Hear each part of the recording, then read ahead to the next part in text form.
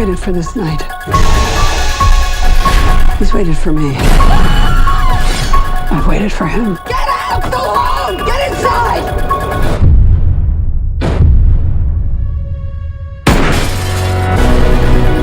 You don't believe in the boogeyman?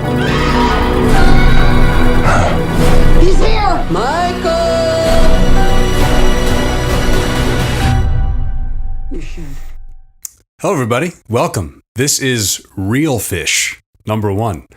Now, I'm sure that there are a lot of movie review YouTube channels with the word reel in it, R-E-E-L, referring to like a movie reel, something like Reel Reviews, also making a play on the word real as in genuine. But I feel like it's a little bit more specific to my channel because my channel is called Jedmondfish, and I'm using the fish motif and reel as in... Okay, let's get to it. This is the Halloween review. I have been waiting so long to do this. I've been waiting so long to see this movie. Saw it on Thursday, October 17th, and this is it. This is my first review. I don't want to make it super long. It's also going to be spoiler free, so if you haven't seen it, you can trust my reviews. They are not going to contain spoilers. I might down the road do something where I do a regular spoiler-free review and then later down the road do a spoiler review where I freely talk about everything that happened in the movie that I'm reviewing. I've seen a lot of people do that on YouTube, and I like that. They have the two separate ones. So let's get to it. I got my La Croix here. This is kiwi watermelon. A lot of people pronounce it LaCroix. It's La Croix. That's the French pronunciation, so I'm going to go with that. Okay, I got my notes here because I'm not prepared. Let's dive right in. Before I get to the review itself, like diving into the movie, something I want to talk about just in general. And I know that this has been talked about countless times, but it's how the audience reacts in a movie theater. I'm so freaking tired of it. And going to a premiere night, you definitely risk encountering these kind of audience interactions. But man, it's so annoying. I can't believe it. I can't believe that certain stereotypes are just real in a movie theater. Like, people won't stop talking at the screen. They'll be talking to each other like they're in their living room. You're not. You're not in your living room. So practice some pipe downs and quit it. Just stop. Just sit there and enjoy it, soak it in, and don't distract others who are wholly committed to the experience of watching a movie, especially one that I've been looking forward to for 2 years. So shut your mouth. All right, let's move on to the actual movie, Halloween 2018. This was something I've been waiting for 2 years, and it's finally out, and I'm so excited. And I'm excited because I enjoyed it. I loved it for the most part. It's not without its flaws, but the good outweighs the bad. And let's get right into the good. Number 1, Jamie Lee Curtis's performance. Holy crap. She nails it. She is so good. And watching her be this character that 40 years later is still affected by what happened when she was a teenager, she does such a great job. It's like she never missed a beat here. Like, Jamie Lee Curtis is Laurie Strode. It's not Jamie Lee Curtis trying to be Laurie Strode. This is Laurie Strode. And you can tell the trauma that she's been through. And Jamie Lee Curtis does such a good job portraying that trauma and watching her deal with the fact that Michael Myers is near again. She does a great job. And it's a real testament to how real things happen to people that cause great trauma.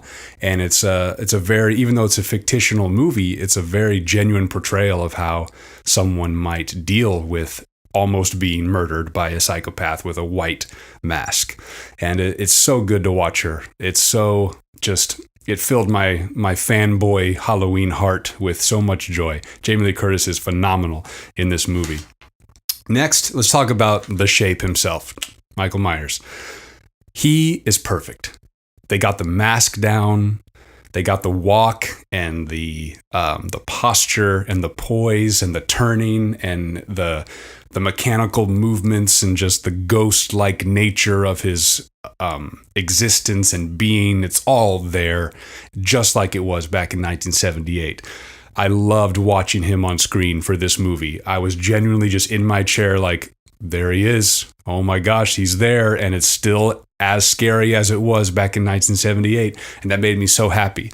I'm sure a big part of it has to do with the fact that Nick Castle played Michael Myers in this one, just like he did in 1978, for the most part. I know there was another guy that did it too. I can't remember his name, but both actors did a phenomenal job playing Michael Myers. He's intimidating, he's foreboding, he is just terrifying. And the mask looks great. I don't know if you are a diehard Halloween fan like I am, but if you look at the masks in all the movies, they just progressively get more terrible as the movies go on. Halloween and Halloween 2 look good. And I'll admit the Rob Zombie ones actually look pretty good, but all the other ones, total crap. And the way that this one is weathered and actually looks like a William Shatner mask, it couldn't have been any better. It looks great. So Michael Myers in this movie is amazing. All right, let's talk about the vibe and the atmosphere of the direction. David Gordon Green. I think that's the name of the director. I should really make sure I know that before I do these things. But hey, it's the first one. So he does a great job. I know he has a history with comedies mostly, and I think a few dramas. I don't think he's done a full-fledged horror movie yet, but he handles it really well. There are a lot of really cool atmospheric moments that involve, just like fog and Halloween decorations and just things that make it feel like a Halloween movie. Is it John Carpenter standard? No.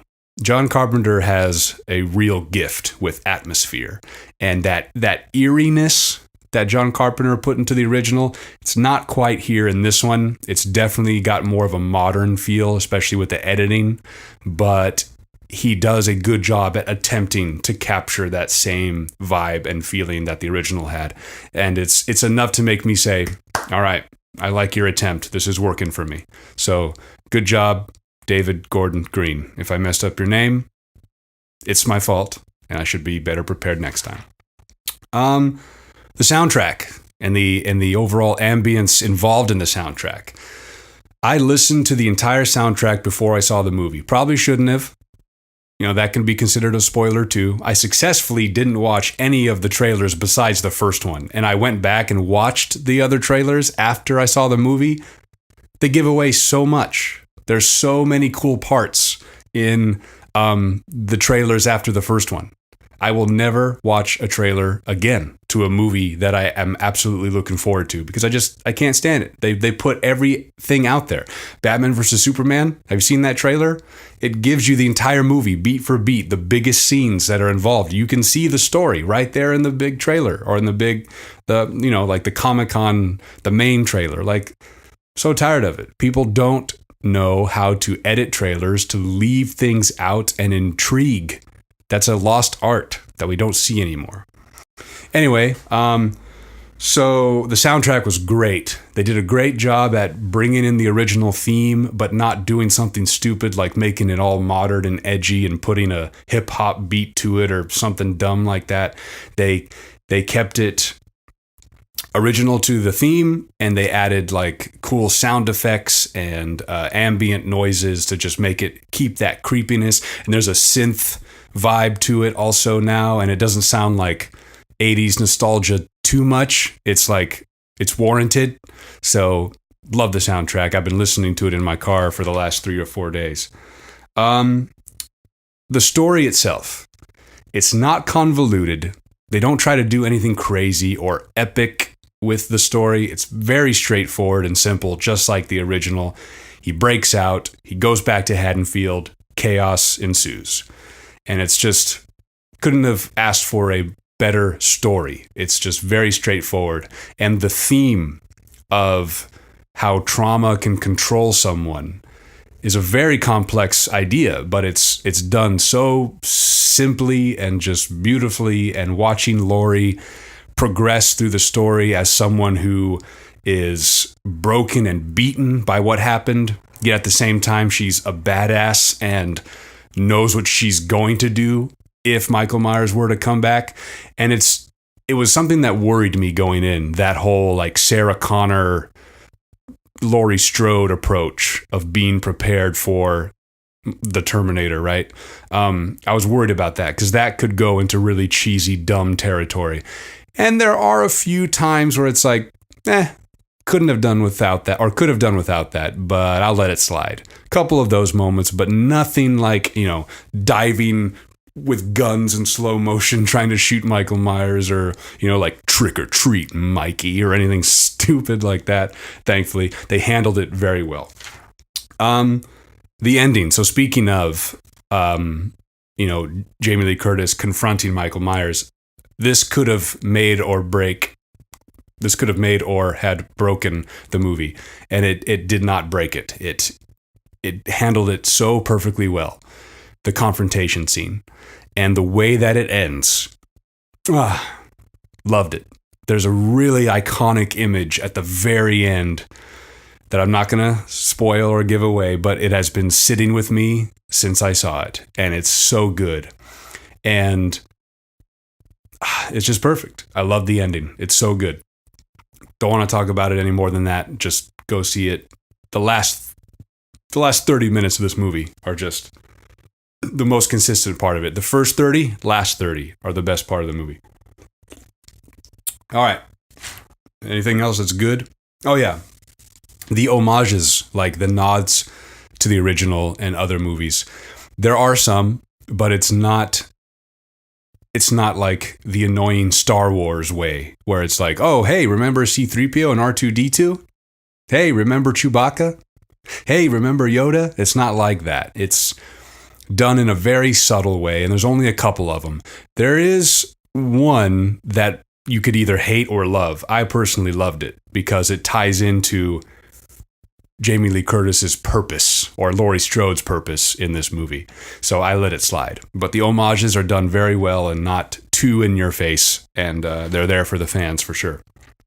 All right, that's the good. Let's talk about the bad, because there are some bad. First, comedy. This is a problem in every single major motion picture that's like franchise, that is part of a franchise.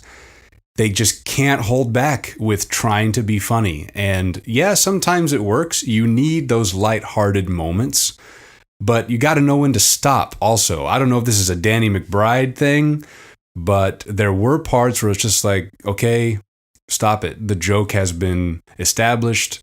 Move on. And my biggest problem with this is there are funny moments, but they bleed into serious moments. There are moments where a joke is happening and then Michael Myers is involved, and I should be like, oh my gosh, this is terrifying. But instead I'm annoyed and frustrated because this other element is trying to make it funny and it just kills it. There are two moments like that where I'm like, no, this could have been so good and so terrifying, but you had to stretch out this joke, didn't you? It's like a bad SNL skit when the joke is established, but there's still 5 minutes left of the skit and they do the same joke in different ways. It's like that, but totally kills the scariness of a couple of moments, and I hate that. Stop trying to appeal to the masses. If there's a moment that needs to be serious, then just keep it serious. Don't force it. So yeah, that was a big problem for me. Also, horror movie characters. There's a few times in this movie and just in more recent movies where the characters are just not as terrified or scared as they should be. Like, there is a man wielding a knife trying to murder you who can clearly do that without any trouble, and you are cracking jokes? Hey, not believable. Like, come on. This is another big problem with the Jurassic World movies. There's a raptor standing right in front of you, and you don't even break a sweat. You're not even trembling. You're not shaking. You don't have that panicked look in your eye. This is a velociraptor who is so much heavier and stronger than you. You should be terrified. And it's the same thing with Halloween. There are a couple moments where it's like, hey man, you're about to be murdered. Let's get something out of you. Like, oh my gosh. I don't know if any of you have been watching the Haunting of Hill House on Netflix lately, but that is one of the best things in horror that I've ever seen, movies and television. I'm not even done with it yet. I'm like on episode 7, but holy crap. And the way that they act terrified is so genuine. I love it. Like, I wish I could pull some of that energy and put it into Halloween because it needed it. There's a couple of great scenes where the actors are genuinely terrified and it's perfect. But there's also a couple where it's like, hey, you're about to be murdered. Be scared, you know? So I have a problem with that. Be scared in horror movies, actors. Okay. The next thing I had a problem with was the pacing. Sometimes, I mean, if you've seen Halloween, you know that there's these long, faraway shots and they're left to breathe and just kind of get really eerie because you're not sure where Michael is. And there is a lot of that in Halloween, the new one, but not as much as I wanted. There's a couple scenes where they cut too quick and I was like, no, that should have lasted a lot longer, or they should have, somehow found a way to let it sink in with the audience some more. So sometimes the cuts are a little too quick for me, and that kind of the tension just disappears because of that editing. So yeah. Okay, next one. There's 2 more faults I got here. There's a twist that made my stomach drop. I saw it happen on screen and I went like this. No.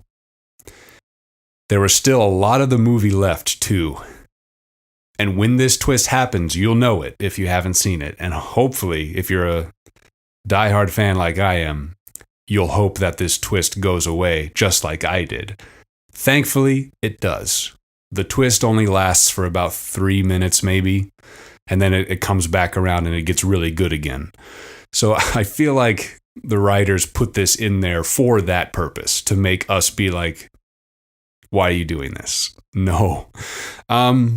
It's whatever, though. So thankfully, the movie doesn't continue down this direction that they kind of fake you out with. And then lastly, my biggest complaint is the gore. There are a lot of effective kills in this movie that are very Michael Myers. Then there's some kills that are more like Jason Voorhees or, I don't know, Texas Chainsaw Massacre or something, that are just kind of getting into Rob Zombie territory, and that's not the Michael Myers I know. Michael Myers is very simple and methodical with his kills, and he's not this over-the-top, gory murderer that does things just to shock, I don't know if I conveyed that correctly, but in the original Halloween, there is no blood. There's very little blood, actually. It's rated R because of how eerie the atmosphere is. It's not rated R because of the gore. And this movie is rated R because of the gore. There are a couple moments where I was just like, wow, that was freaking brutal, but not in like a shocking, terrifying way. Because when you try to shock me, I don't get shocked. I just roll my eyes. Scare me in the more subtle way. Like, there's a lot of kills that happen off screen where it makes your mind think like, oh, what the heck? How did this happen? And those are way more effective than, a hammer to the face and showing it. It comes off as not scary to me. And there's a few times where that happens and I'm just like, Michael wouldn't do that. Or at least he would, but his director wouldn't show it. I don't know. Anyway, but those faults are nothing that derail the movie to a point of being terrible.